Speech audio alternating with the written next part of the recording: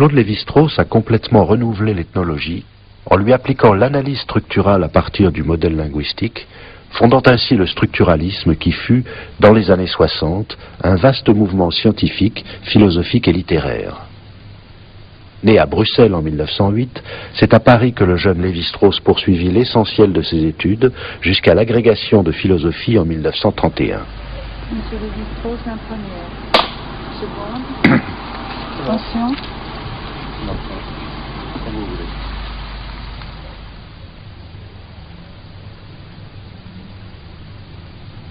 Bon, je pourrais dire que c'est un certain goût pour les idées. J'avouerai plus platement que c'est probablement parce que ce qui m'opposait le moins de difficultés, ou ce que j'avais le sentiment, à tort ou à raison, que je ferais le plus facilement et qui me permettrait en même temps de continuer à m'intéresser à toutes ces choses, et il y en avait beaucoup trop, enfin, qui m'intéressaient énormément. Enfin, j'avais du goût pour la peinture, j'avais du goût pour la musique, j'avais du goût pour les antiquités. Tout ça, ça pouvait se marier plus ou moins avec l'étude de la philosophie, plus facilement probablement qu'avec une autre spécialité qui m'aurait obligé à compartimenter mon existence et mes curiosités. Mais pendant cette période dont nous parlons, ce qui m'occupait, je dirais, le plus, c'était très certainement la politique. J'avais été introduit au socialisme par un jeune socialiste belge qui a d'ailleurs depuis fait une importante carrière et qui est mort à l'heure actuelle, mais il était encore jeune à ce moment-là, rencontré en vacances. Et c'est lui qui m'a fait lire Marx, qui m'a fait lire Engels, et qui m'a amené non seulement au socialisme militant, qui m'a beaucoup occupé pendant mes années d'étudiant, et mes tout débuts comme professeur, en tout cas jusqu'à ce que je sois parti au Brésil, mais qui a également joué un rôle intellectuel essentiel, philosophique si vous voulez, dans ma pensée.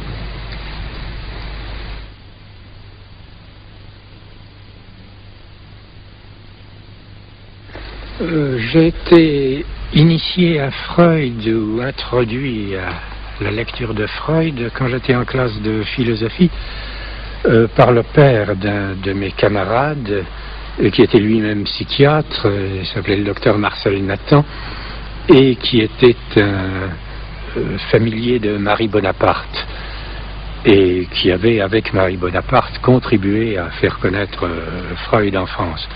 Et ça a été également une des grandes révélations intellectuelles de ma vie, pour autant que Freud m'apprenait que même ce qui se présentait sous les apparences les plus irrationnelles, les plus absurdes, les plus choquantes, pouvait dissimuler une rationalité secrète. Et ici, je crois qu'il y a un parallélisme frappant entre ce type d'attitude vis-à-vis des faits et celui que je devais plus tard connaître avec l'ethnologie. C'est Paul Nizan qui m'a alerté sur l'ethnographie comme porte de sortie possible pour un agrégé de philosophie.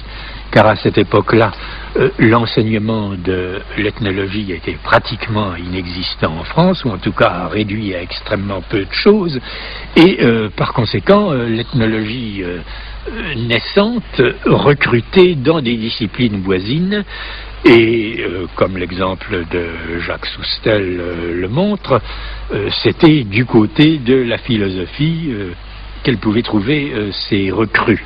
Nizan lui-même avait été tenté à un moment, et quand il m'en a parlé, j'ai eu très vite le sentiment que c'était vers cela que je pouvais m'orienter si je voulais, non pas seulement d'ailleurs ne pas faire un cours de philosophie pendant le restant de mes jours, mais également voir le monde, car j'étais très passionné de camping et de marche à pied, un petit peu d'alpinisme, et donc j'avais le désir de connaître d'autres horizons.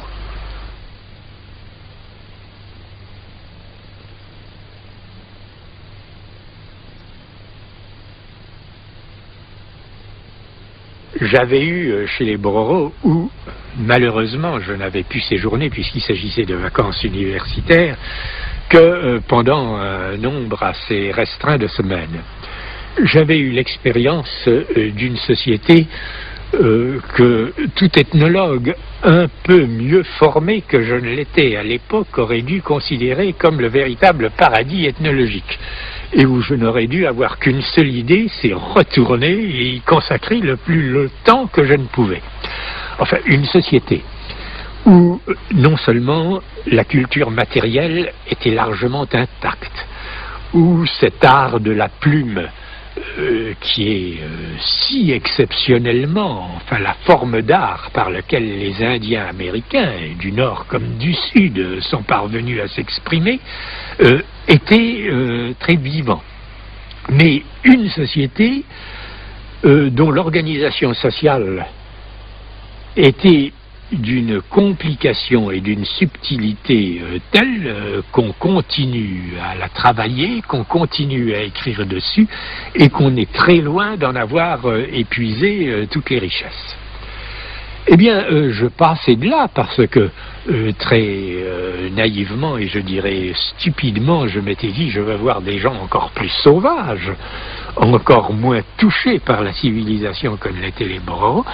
Et donc filer là, dans cette région du Brésil, dont on ne savait pratiquement rien à cette époque-là, et où j'espérais trouver des sauvages encore plus intacts, encore plus intrinsèquement sauvages, si je puis dire.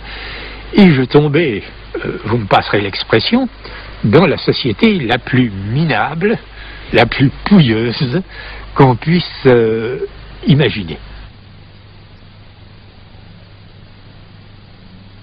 Il fallait donc essayer de trouver un angle d'attaque, une manière d'approcher leur vie qui soit beaucoup moins une description des techniques ou une description des institutions, puisque tout ça a été réduit à sa plus simple expression, qu'essayer de comprendre ce que pouvait être une société humaine réduite en tant que société, elle aussi, à sa plus simple expression.